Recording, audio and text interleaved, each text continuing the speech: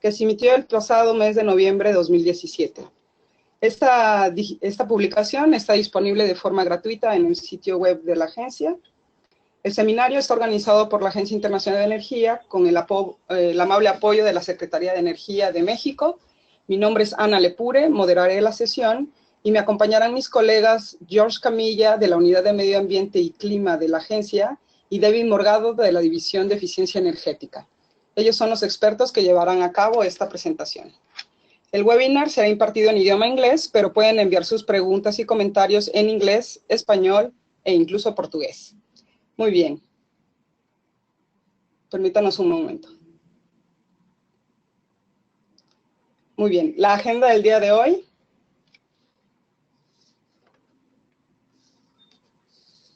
La agenda del día de hoy tenemos la introducción, unas palabras de bienvenida por el maestro Santiago Cregueras, director general de Eficiencia y Sustentabilidad Energética aquí en México, una introducción sobre el interés de la agencia en el tema de digitalización. Después se presentará el tema de digitalización relacionado a la eficiencia energética en los sectores de edificaciones, transporte, industria, electricidad, hidrocarburos y gas, cerrando con algunos riesgos y oportunidades identificadas y la sesión de preguntas y respuestas.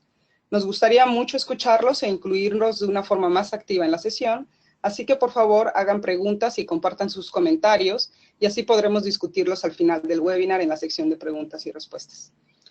Me gustaría comentar algunos aspectos de la configuración del webinar.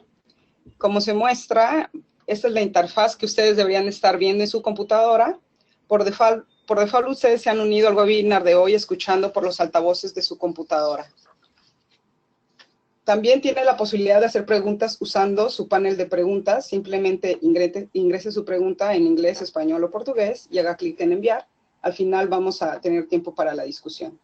Tome en cuenta que estaremos grabando el webinar y lo subiremos a nuestro canal de YouTube para aquellos que se han perdido de la sesión de hoy o por si desea compartirlo con colegas o le gustaría verlo de nuevo.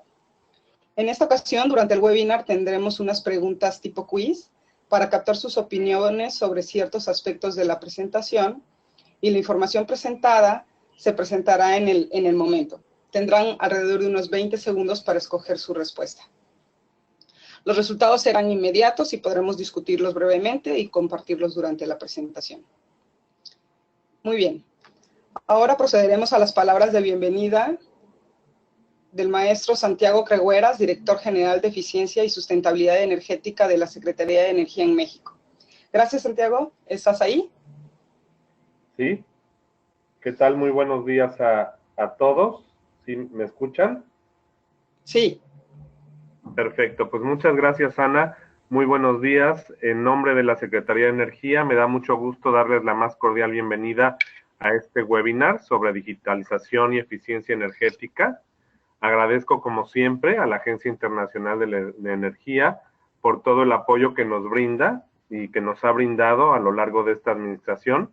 Como ustedes saben, estos webinars es una práctica que inició México en colaboración con la Agencia Internacional de Energía y ha resultado ser un excelente instrumento para la capacitación y el desarrollo de habilidades en el sector energético.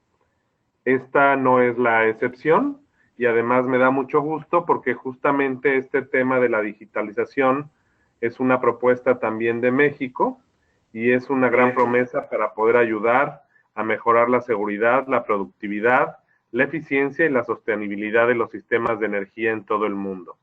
El incluir el Internet de las cosas como parte de la eficiencia energética es una de las áreas de oportunidad que todos tenemos que explorar. Este primer seminario del 2018 tiene por objeto difundir los hallazgos que la Agencia Internacional de Energía ha encontrado recientemente sobre los múltiples beneficios de la digitalización de la eficiencia energética mediante un análisis preciso y equilibrado de lo que se está haciendo actualmente y qué posibles escenarios podrían presentarse en un futuro. Antes de iniciar, quiero compartirles que a la fecha hemos realizado ya 19 webinars con un acumulado de 3,230 personas y en este momento se encuentran conectadas 234 personas.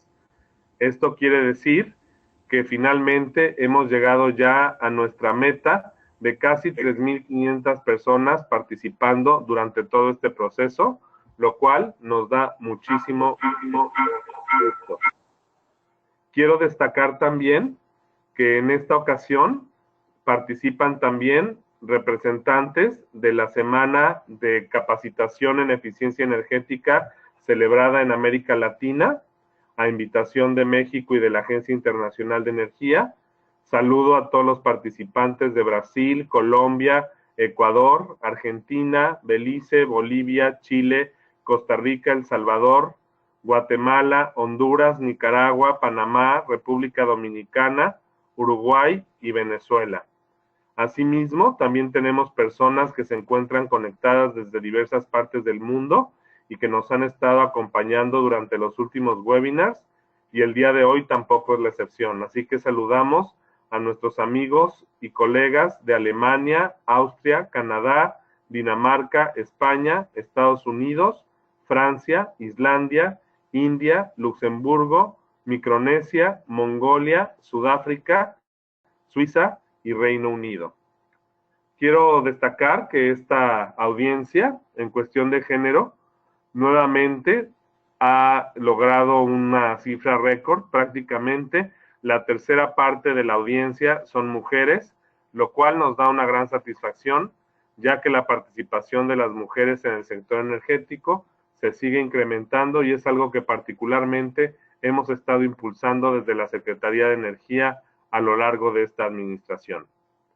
Agradezco una vez más a la agencia por este apoyo, recordándole a toda nuestra audiencia que ahora, como miembros de la agencia, México fortalece las relaciones y el compromiso internacional para continuar promoviendo los múltiples beneficios de la eficiencia energética con oportunidades para modernizar y fortalecer nuestro sector energético.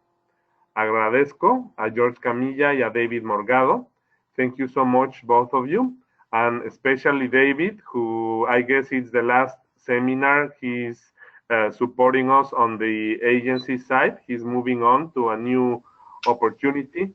David, on behalf of CENER, on behalf of Mexico, we are really thankful for all of your support, and we wish you all the best in your new endeavors. We really appreciate George's and David's time, for their time and their opportunity to hear from both of them. Thank you also for organizing this webinar.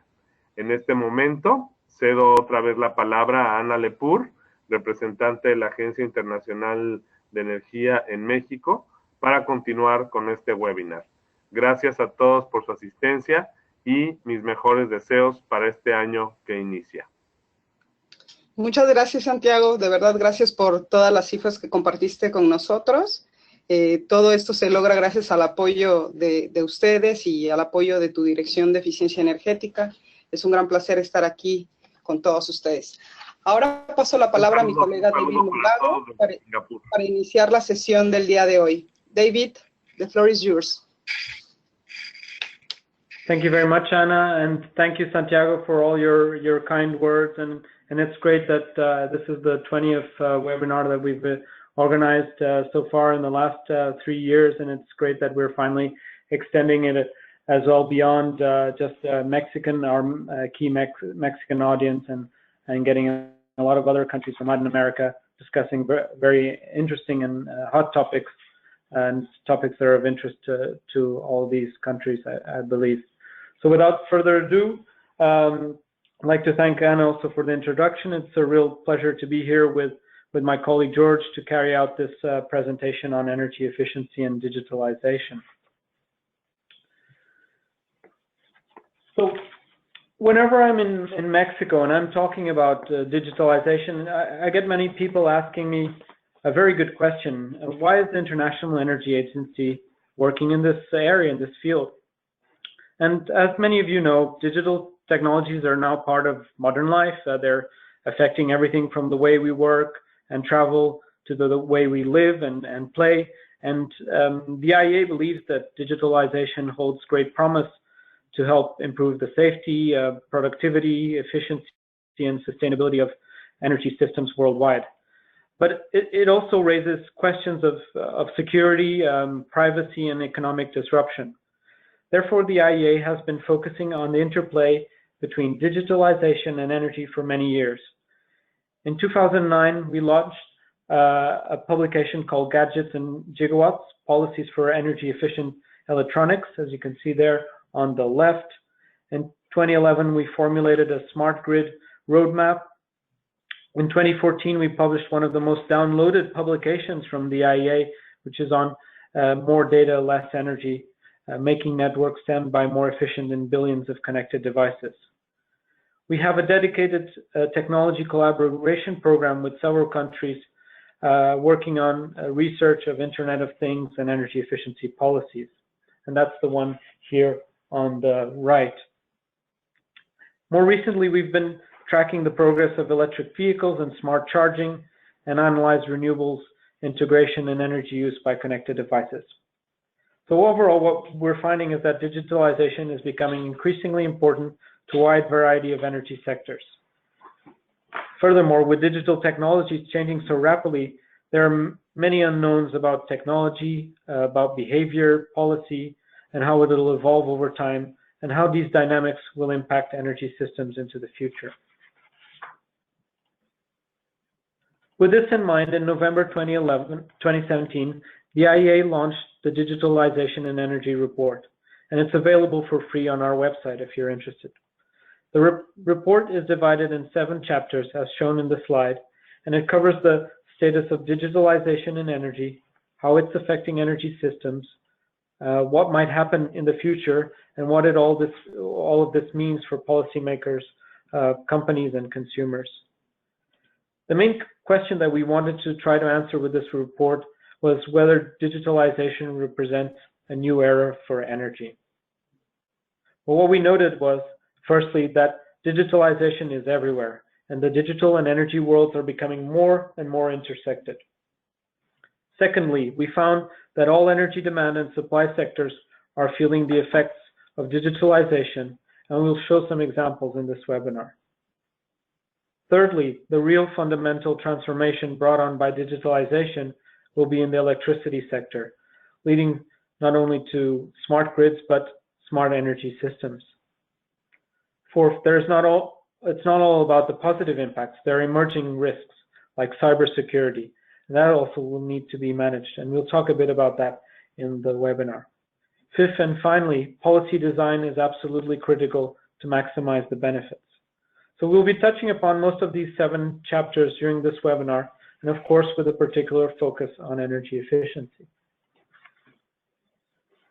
So in this slide, it's just to show that digital technologies are all around us and are already changing how we use energy, and will have even greater impacts into the future.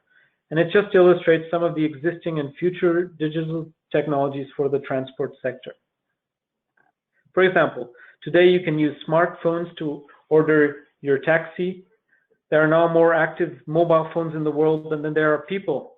So smartphones are about 4 billion and tripling over the past 5 years, with huge increases in the developing world. There are also data tower and data centers to help track your position using GPS. We're already starting to see smart energy systems to help charge your battery and electric vehicle when there's an excess of renewable energy generation, for example. And maybe one day a car that will pick you up might not even have a driver at all. So this is just one example of how digitalization is shaping our future, and all of these examples individually and together can have a huge impact on how we supply and use energy. This slide will show you an example of the truly astounding digital trends impacting our global economy: internet data traffic. In just a few relatively short years, we've gone from just a small dot that you can barely see to one that can't even fit on this slide. We're now having to use new terms like zettabyte, which is 1 with 21 zeros behind it. In just the past 5 years, internet traffic has more than tripled.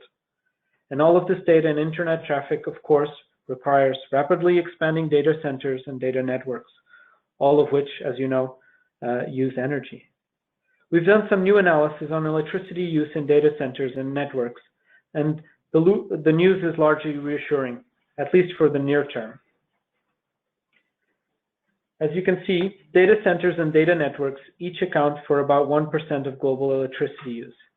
And we estimate that continued huge gains in efficiency through hyperscale data centers or cloud data centers can help keep energy demand relatively flat, despite exponential growth in demand for these services.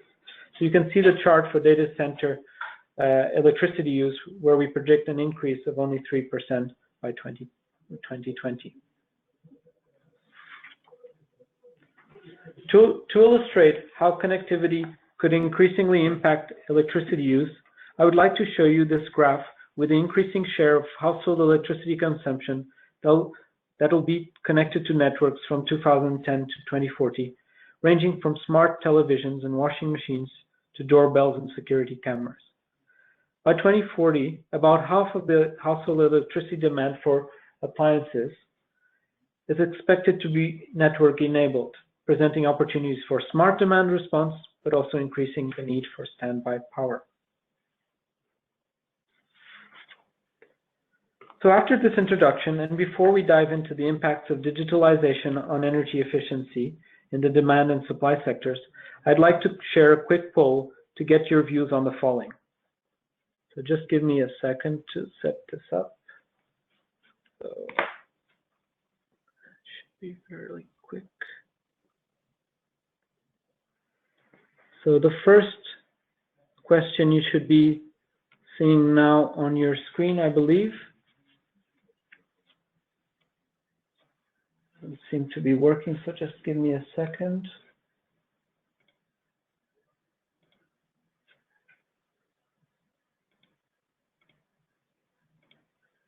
So you should be seeing it now, I hope. So the question is, in which sector do you see the greatest opportunities for using digitalization to deliver further efficiency improvements? Is that in buildings, transport, industry, power, or oil and gas? So we'll give you a couple of seconds to answer, and then I will show you the results.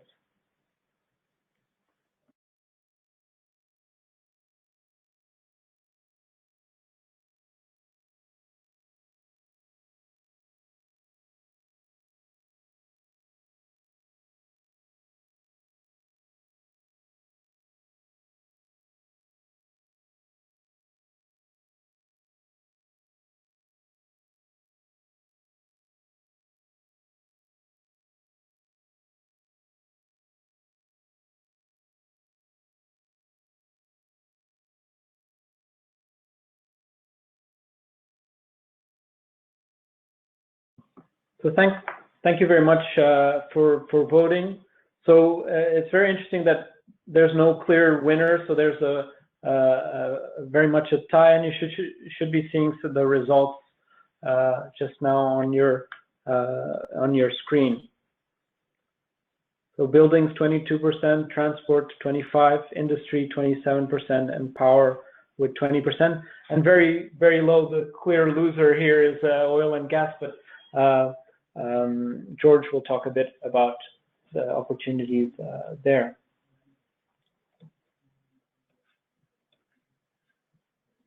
Okay, so moving on, and thanks for sharing your views with us. We don't necessarily have the answer to this question, but let's take a closer look at the current status and potential impacts of digitalization on energy and demand side sectors. So I think you might not be seeing the screen at the moment. So just give me a second. Okay, so I think you're now seeing the presentation. Sorry about that. So moving on to energy efficiency and digitalization in buildings. In the building sector, smart building controls could potentially help improve comfort and transform building energy use. Smart thermostats can anticipate the behavior of occupants based on past experience and use real-time weather forecasts to better predict heating and cooling needs. I'll talk a bit more about this in the next slide. There's also smart lighting, can also include sensors to help better control and manage lighting needs in a building or in your house.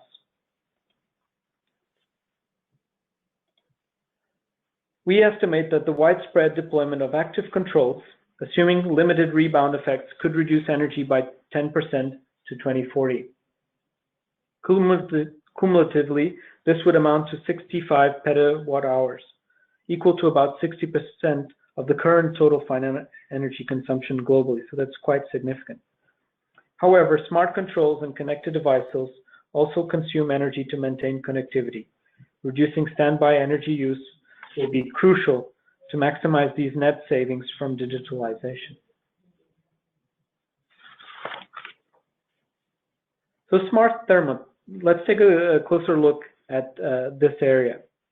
So smart thermostats are programmable connected devices that can help households monitor and regulate their heating and cooling loads. These devices can automatically learn, enabling improved energy demand management in a building or even in a zone or a room, using information on presence, occupant routine, and even weather forecasts through online data. Based on existing studies, the potential savings from smart thermostats can range between 15% and 50%, depending on the building and existing control technology. At the same time, smart thermostats can enable energy companies to deploy demand-side response in buildings where peak heating and cooling loads can have a significant impact on the grid. Some utility companies are offering their own smart thermostats, for example, to help reduce their need to invest in additional power generation capacity. For example, in the US, utilities can see this potential by rewarding customers who adjust their temperature settings during peak heating or cooling periods. Data collected by smart devices could similarly be used by utilities to identify energy efficiency opportunities in poor insulated buildings. There's also software called Watt Time, which can be incorporated in certain smart thermostats that adjusts the amount of electric heating and cooling, so on and off cycles of air conditioners, for example. And it does it according to the availability of renewable energy, using real-time data from power grid operators. And finally, governments are also starting to play an important advisory role in the rollout of smart thermostats. For example, the United States Environmental Protection Agency is endorsing devices that demonstrate verified minimum savings for heating and cooling through their Energy Star program. And there's about 7 thermostats currently recognized. If you're interested in other smart appliances, the Digitalization and Energy report also includes some insights on smart lighting and its risks and opportunities.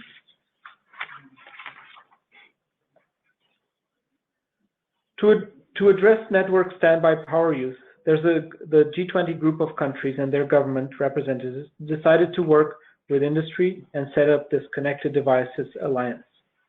This alliance developed voluntary principles for energy efficient connected devices, which have 2 main focuses. The Alliance voluntary design principles provide guidance on the key features of energy efficient connected devices, networks, and communication protocols for use by designers, manufacturers, and protocol authors. And then there's the policy principles that encourage a common global framework for development of government policies and measures for use by policymakers. And I'm presenting this because it's very important to show how governments are trying to address a lot of the risks with digitalization and the impacts on energy consumption. So to date, the principles have been endorsed by several organizations, including the IEA, the Information Technology Industry Council, Intel, Hewlett-Packard, Sony, Cisco, and also government agencies from Denmark, the Netherlands, Japan, Korea, Sweden, and the United Kingdom. And now to cover the other demand side, supply side sectors, I'll pass on to my colleague, George. Thank you very much, David. In the transport sector, digital technologies have long been used in planes, trains, ships, cars, and their supporting infrastructure to make transport systems safer and more efficient. While we see these technologies being applied across all modes of transport, some of the biggest impacts might be seen in the road transport sector. For example, in road freight and logistics, connectivity and automation will allow platooning, where a convoy of trucks can safely travel close together to reduce drag and improve fuel efficiency. You can see the example in the upper left there.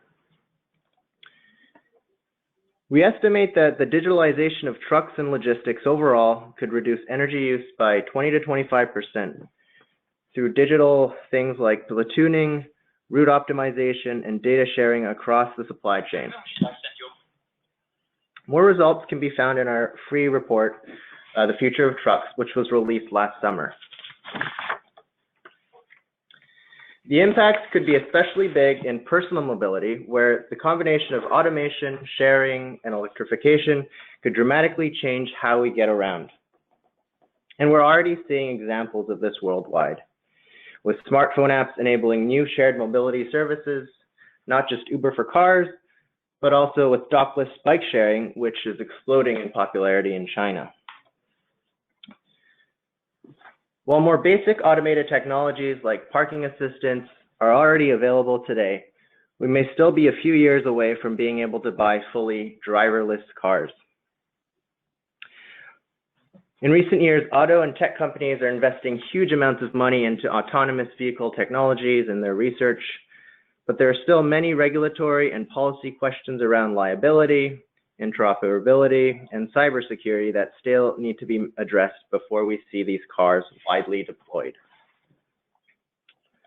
On top of these uncertainties, it's difficult to predict how people will use these technologies, making estimating the energy impacts of automation and sharing extremely difficult. While some work has been done to estimate lower and upper bounds of potential energy impacts, this range is still very wide. So in the graph here, this is under an optimistic scenario in the US. The study has estimated that automation and sharing could help cut road transport energy demand in the US by half through improved efficiencies like platooning, I mentioned before, and vehicle right sizing. This is where these sharing platforms can better match the size of the shared car to the user's needs. So for example, a smaller car for one person, a van for a group of 4. And under a more pessimistic scenario, automation and sharing could also result in huge rebound effects, resulting in much more travel activity and potentially a doubling of energy use in a pessimistic scenario. So there's a key role for policy to play here to steer these developments towards a more sustainable mobility future. Moving on to industry, many companies have a long history of using digital technologies to improve safety and increase production. You may have heard the terms Fourth Industrial Revolution or Industry 4.0. These terms simply describe the ongoing digital transformation of the industry. This includes the explosion of data available from more and more sensors, ubiquitous connectivity throughout the supply chain, and advances in machine learning, 3D printing, and robotics technologies. So these technologies could have far-reaching impacts on energy use in industry. In the report, we look at the digital developments in the industrial sector, both within a particular industrial plant and beyond the plant fence. Digitalization is well underway in some industrial sectors. One estimate puts the total number of industrial robots worldwide at about 1.6 million in 2015. But there is still considerable potential for further digitalization in industry. For example, cost-effective energy savings can be achieved through advanced process controls and by coupling smart sensors and data analytics to predict equipment failure. So in this graph, we see the example of cost-effective energy savings in the United States from improved process controls.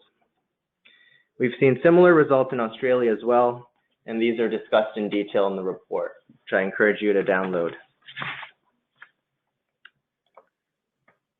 Of course, there are some more transformational technologies that could impact industry, specifically 3D printing, sometimes called additive manufacturing, could have impacts both on energy demand within industries as well as beyond the industrial sector. For example, 3D printing can be used to make aircraft lighter, reducing both the materials to build the plane and the fuel to fly it. So on the left graph, we can see a huge difference between the amount of metal needed for conventional components on the left side, over 20,000 tons, compared to a 3D printed components on the right side, where you can see a difference of over 20,000 tons per year in 2050. In the right graph, we can see a rapid adoption of 3D printing in aircraft manufacturing could save over 1.5 billion gigajoules in fuel just from lightweighting aircraft. And this is equivalent to 3/4 of current fuel use for domestic aviation in the United States. I'm going to switch to the supply side sector now. So the energy supply side has long used digital technologies as well to increase productivity, reduce costs, improve safety, and environmental performance. In oil and gas, there's still significant potential for digitalization to further enhance operations, and especially upstream. In the report, we estimate that widespread use of digital technologies could decrease production costs by between 10 and 20% through advanced processing of seismic data, increased use of sensors, and enhanced reservoir modeling. Overall, we estimate that technically recoverable oil and gas resources could be boosted by around 5% globally, with the greatest gains expected in shale gas and tight oil. In the coal industry, digital technologies are being used in geological modeling, process optimization, automation, predictive maintenance, and to improve worker health and safety. But the overall impacts on coal look to be quite modest compared to other sectors. In electricity generation, transmission, and distribution, digital data and analytics can reduce power system costs in at least 4 ways. By reducing operations and maintenance costs, improving power plant and network efficiency, reducing unplanned outages and downtime, and importantly, extending the operational lifetime of assets. Overall, we estimate these savings could amount to $80 billion per year, or about 5% of total annual power generation costs currently. While the impacts on each of the demands and supply sectors are significant, the truly transformative impacts will come from the integration and interconnection of different sectors that are enabled by digital technologies. In this figure, we can see traditional energy systems are defined by one-way flows of energy from large power plants to end users. But digital technologies could help make these systems multidimensional, more distributed, and more integrated. In the report, we highlight 4 key opportunities resulting from this transformation. First, there are huge opportunities for smart demand response through connected devices and appliances, the so-called Internet of Things. We estimate that 1 billion households with 11 billion connected appliances could add 185 gigawatts of demand flexibility, equivalent to about $270 billion in avoided electricity infrastructure investment. Second, connectivity enables EV smart charging to shave peak demand and help integrate variable renewables.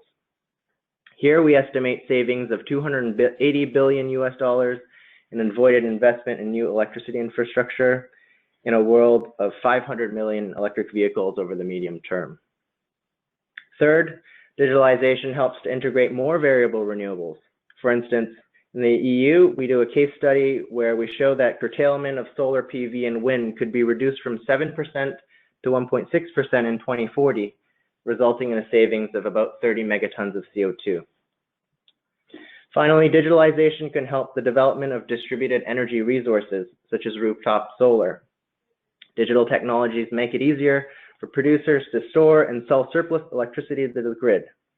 New tools like blockchain could help to facilitate peer-to-peer electricity trade within local energy communities.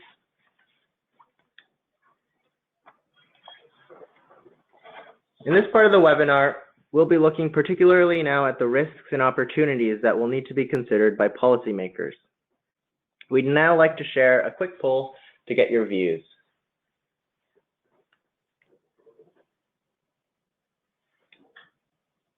The question is, what do you see as the biggest barrier to achieving the efficiency benefits of digitalization?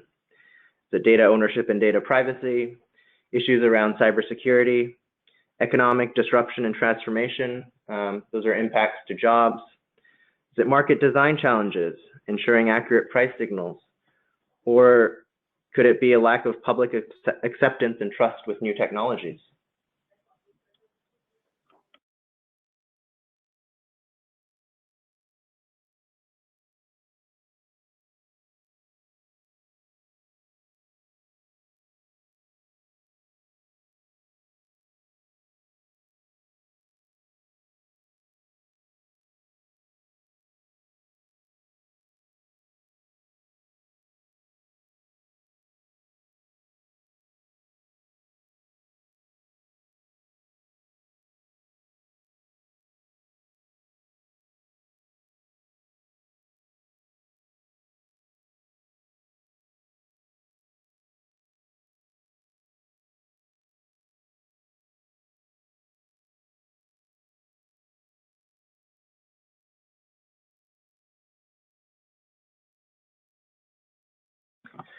Okay, so we're seeing some very interesting results.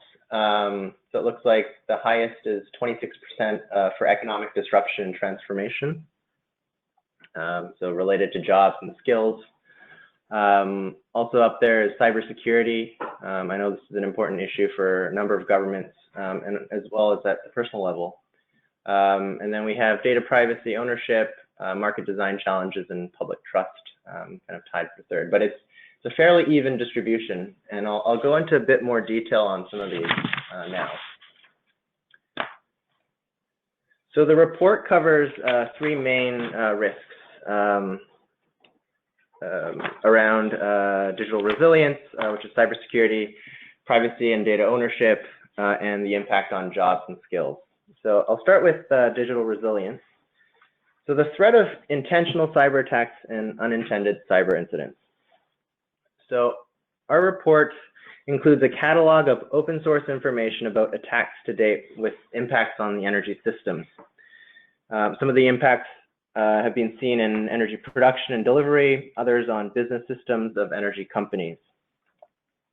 What we're finding is that cyber attacks are becoming easier and cheaper through malware, ransomware, and phishing attacks.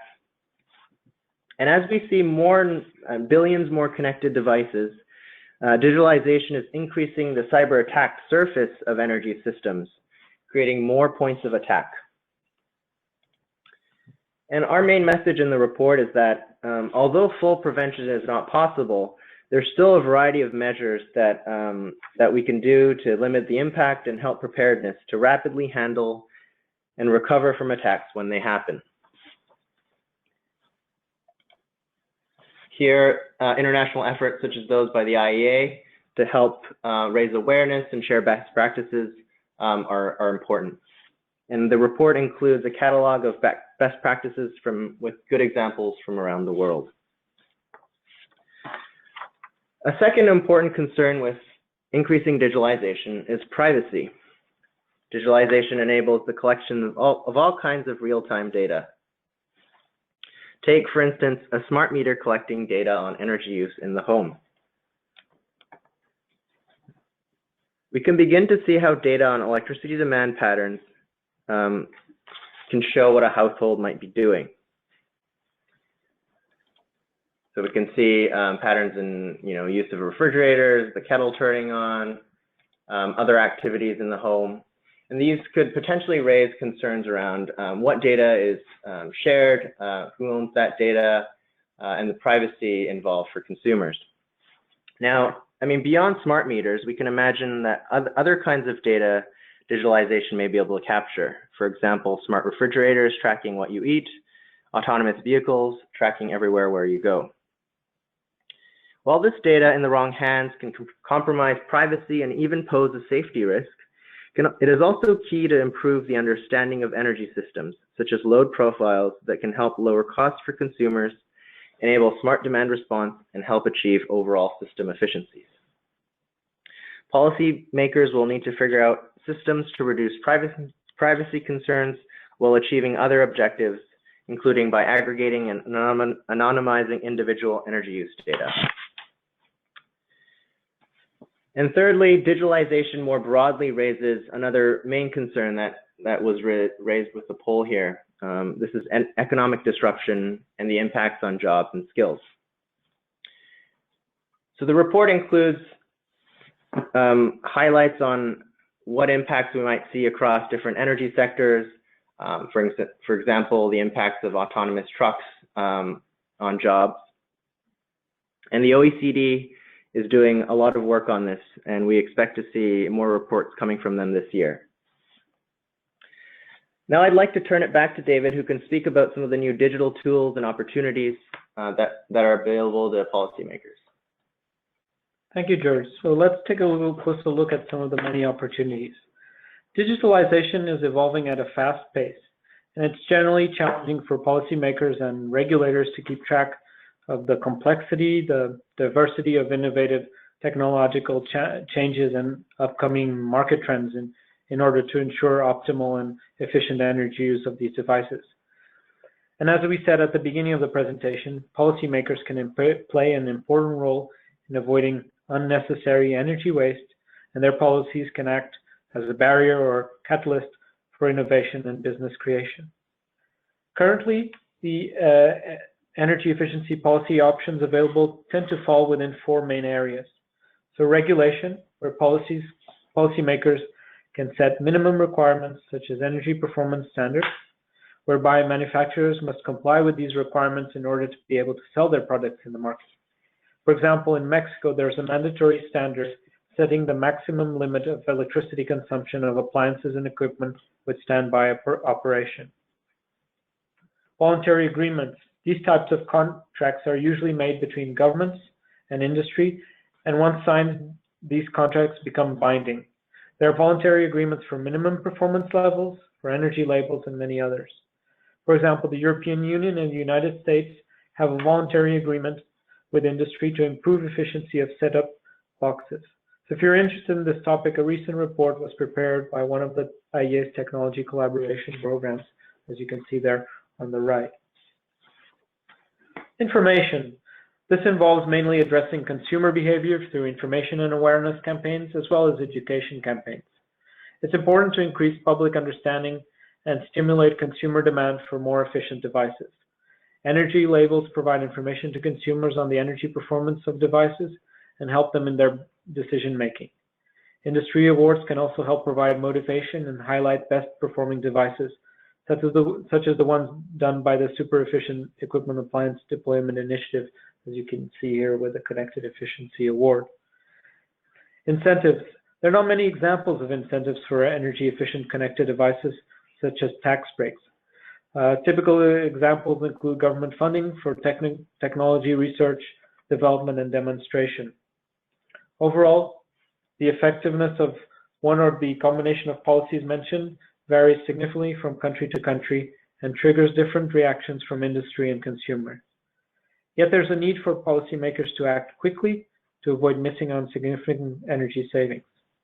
At an international level, there are several opportunities for countries to work together to determine best approaches in international standards. Finally, but digitalization can also be used to support policymaking by helping gather data, supporting policy design and implementation. It can help with monitor compliance of energy efficiency policies, support enforcement activities, and ultimately help with policy evaluation. And then in the next couple of slides, I'll show you some examples. So China has a very large appliance and equipment market, and digitalization is becoming essential for the government to effectively manage their mandatory energy efficiency labeling program. Several types of residential appliances, like refrigerators, have to have these energy labels to help consumers understand the different efficiency levels and help them make better informed decisions. However, they noticed that the energy labels were having a limited impact on consumers in China. So they introduced the Quick Response Code, the QR code, which is a barcode type matrix label able to identify stored data that can be read by a range of optical reading machines, including, more importantly, by smartphones, as you can see there on the right. Why did they opt for a QR code? QR codes are a good fit for China, where about 1.2 billion have access to a mobile phone, of which more than half are smartphones with some form of scanning capability. In addition, QR codes are not patented. They're easy to use and low cost. For example, to date, more than 4,000 appliance models have QR codes in China, and in just a 9-month period, consumers carried out more than 85 million scans. So that's a large amount of data. The benefits. The QR codes allow consumers to easily access relevant information via smartphone apps beyond what is usually listed on an energy label. The information available on these appliances is updated daily on a database and includes comparisons of different appliance prices, running costs, manuals, repair options, and even end-of-life recycling options. Additionally, the scannable codes are expected to help with compliance checks without needing large number of technical experts, and even you can get local compliance authorities to scan and see whether a product manufacturer has performed badly or well in tests in other parts of the country.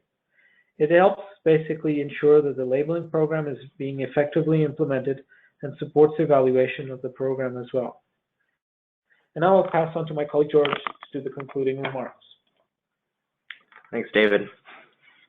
We conclude this presentation, as we conclude the report, with a set of 10 no regrets policy recommendations you see listed here. These are recommendations that can be implemented now in order for governments to prepare for the future, even in the face of uncertainty and unknowns.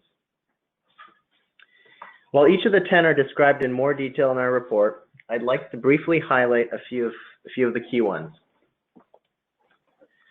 First, governments need staff who can understand emerging technologies and trends and have the expertise to help craft and tailor relevant policies. Given the complexity of technology, human behavior, and the marketplace, all interacting in a very dynamic environment, policymakers should work to build flexibility into their systems. This is especially important with such rapidly changing technologies. On the fourth point, experimentation is key, as it's very difficult to predict in the abstract how policies and incentive structures play out. California and Singapore offer really good examples of this kind of real-world experimentation. On point 7, especially given the exponential growth in data and network use and all of the connected devices coming online, it will be very important to continue monitoring their energy use closely to ensure that efficiency gains continue to counteract energy growth from digital technologies, as well as the risk of rebound effects in buildings and transport. Again, we need to highlight the importance of building digital resilience to help minimize the impact of cyber attacks. Finally, we also need to continue learning from each other. The report is full of positive case studies and cautionary tales. And while each government, jurisdiction, and economy is different, there are commonalities and lots we can learn from each other. This will be even more important going forward. As we've discussed today, digitalization's impact on energy is both potentially large, but also very difficult to predict, in part because we're not only dealing with technology, but we're also dealing with policy and human behavior. On this point, we'll be deepening our analysis this upcoming year on high impact, high uncertainty areas, including looking at the potential impacts of autonomous cars and shared mobility, as well as digitalization, electricity, and smart energy systems. The IEA will continue to monitor and evaluate the impacts of digitalization on the overall energy system, with the aim of providing decision makers with more clarity on what digitalization means for energy, both the opportunities as well as the risks and challenges. And please do share with us your experiences on digitalization and energy efficiency in your country, including recent projects, research, and publications. Thank you very much for your time. I'll now pass it over to David. Thanks. I think we just have Anna. We're going to start looking at some of the Q&A at the moment. If you, again, want to use the question pane to ask any questions that you might have, and Anna's going to give us a hand here at the beginning. So the questions you can put in Spanish or English. Preferably for George, it'd be easier if it's in English. And we have about, I think, about 10 minutes to answer as many questions as we can. Anna, are you there? Are you able to see some of the questions? Yeah, David. First, thank you very much, David and George, for this interesting presentation. Now we have this Q&A session, and like you say, we have around about 20 minutes. I already have 2 questions here, David. Maybe I can start with this, and then you continue in your side. Okay. The first one. In your slide about buildings, why are the energy savings identified less in the residential sector than in non-residential buildings? Are greater savings possible? Thanks, Anna. So maybe it'll be easier I'll try to go quickly back to the slide where we had the buildings so we can comment on that. So I'm almost there, and here it is. So there's an enormous energy saving potential in residential buildings. For instance, by improving control of heating and cooling loads using smart thermostats. But drivers of change like consumer choices and behavior can really limit the full achievement of the energy savings potential. For example, while lighting sensors and controls are increasingly common in commercial buildings, current trends suggest that digital lighting services in residential buildings are more likely to address consumer preferences, so like color and brightness and related energy services. So lamps that can play music or that can produce a wireless signal, for example. Additionally, historical trends suggest that energy savings in residential applications often lead to rebound effects in energy service demand. Demand for higher or lower set temperatures as heating and cooling become more affordable. Connected devices ranging from doorbells and security cameras to refrigerators and televisions may also lead to increased energy demand as their design is driven more by connectivity and digital information exchange than for energy savings. Okay, thank you, David. The second question that I have here is for George. We are collecting more and more data. It's like we have a data tsunami now. What do we do with all this big data, and what data we really need, and how should we manage? Thanks, Anna. That's a tough question. So it really depends on the stakeholder. So for example, when we think about data being collected by smart meters, consumers, utilities, and policymakers will all have different needs and uses. So this means different needs for aggregation, time resolution of the data. For example, consumers might want to own their data, want their own data to help reduce their electricity bills, to make informed decisions, while utilities might use more aggregated data to offer new products to different groups of consumers. But I'd like to highlight that data privacy and ownership are really the key aspects of big data. Access to data collected by smart meters really need to be regulated to better protect consumers' confidentiality and to establish who can use and share the data and for what. So there's a key role for policymakers here to encourage both the development of demand response markets, but also balancing the right balance with consumer privacy concerns and what utilities need to improve their operations.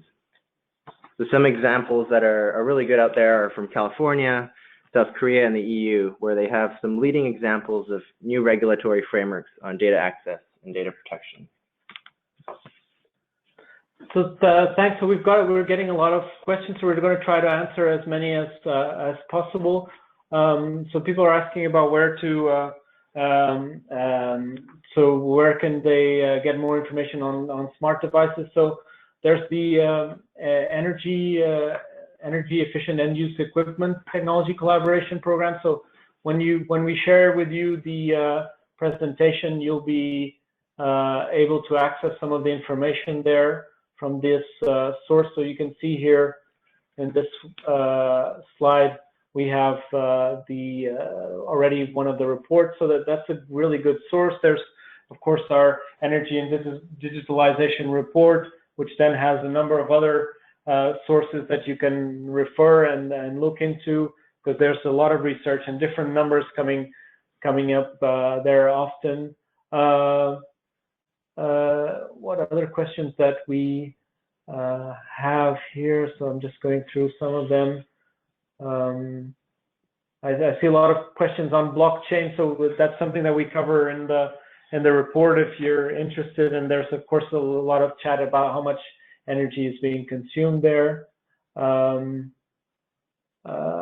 I think in terms of the challenges that a lot of the electricity companies face with smart grids, then that's quite an interesting question. Of course, a lot of them are debating what to do if they do go this way, in terms of how to manage a lot of the data. And I think George touched a bit about that, and how they can use big data to make more informed decisions and better manage their network. And there's again a number of case studies in the report that people can have a look at as well.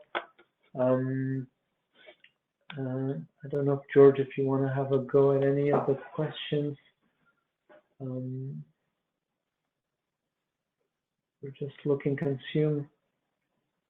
So there's again another question on the consumption of energy versus the energy savings of digitalization. So that's why we were here and presenting, and you can see that there's a big range of possibilities that can actually lead to higher consumption, but if properly managed and implemented, it can actually lead to energy savings, whether it's in light, it's in transport industry, and so on. And again, the report dwells a bit into more detail on that and some of the risks. So there's some analysis done on smart lighting and the potential negative impact that it has. And so it shows that where policies are important to ensure that these products don't use more energy than they need to. So in the report, you'll see where they looked at, I think, 20 smart lights, and they showed that some consume almost no electricity on standby, and others consume maybe 20, 30 watts,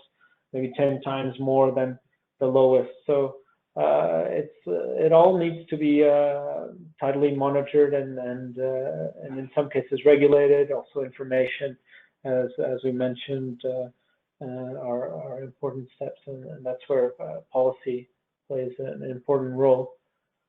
I don't know if George, if there's any other questions. Yeah, there's a question here about investments into smart grid in countries. We've done a first estimate looking at different reports out there, data sources, as well as our own. And in chapter 1 of the report, it shows a 20% increase in investment in smart grids over the last 2 or 3 years each year. So you can certainly look at that and the sources and our data as well on that. But with digitalization, it's both in terms of measuring investment as well as measuring energy savings and energy consumption.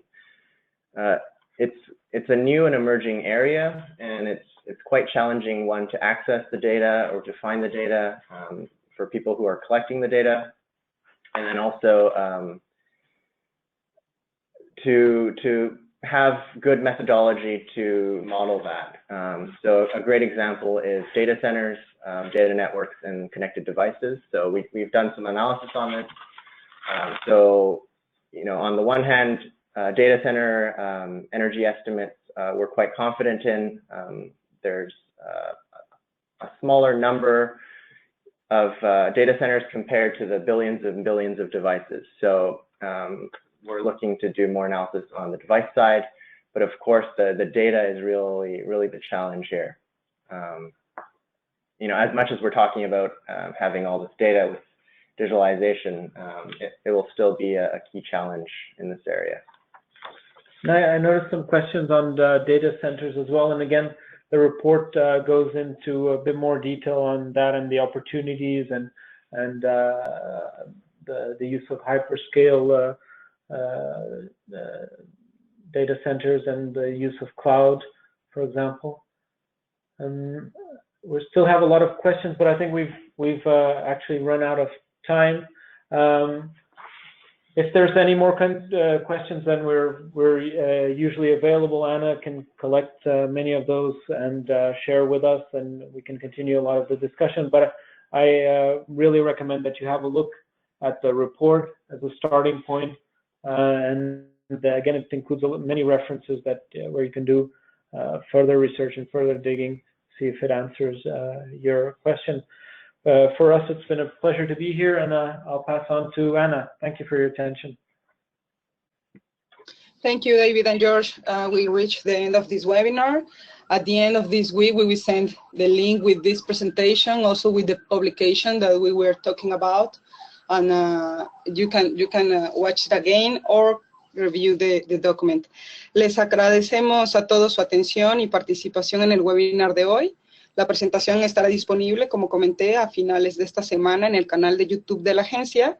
Les enviaremos a sus correos el enlace, así como la presentación y el link al documento. Por favor, siéntase en la libertad de compartirlo con sus colegas. Para nosotros ha sido un placer llevar a cabo este webinar, que esperamos lo haya encontrado útil y relevante. También agradecemos a CENER por todo su apoyo y ayuda para organizar estos webinars. Seguiremos organizando otros webinars de eficiencia energética a lo largo de este año. Los mantendremos informados y no duden en ponerse en contacto con nosotros si tienen alguna pregunta. Con ello, les agradecemos nuevamente su asistencia y nos escucharemos en la siguiente sesión de la serie de webinars entre la Agencia Internacional de Energía y la Secretaría de Energía en México. Bonito día a todos. Thank you.